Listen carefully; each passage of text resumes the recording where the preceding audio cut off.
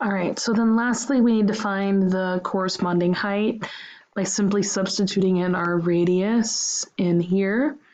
So we get that our height is 1,000 over our pi times our 5.419 squared, and then simply using a calculator like Desmos or graphing calculators, we can see that our height is double our radius. So our height is approximately 10.84 centimeters.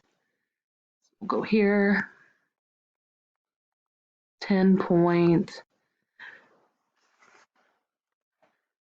let's look back, 84 centimeters. And remember the general rule for AP is 3 decimal places.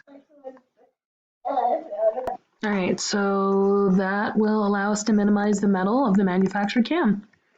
Now let's take a look at these 4 problems in order to practice.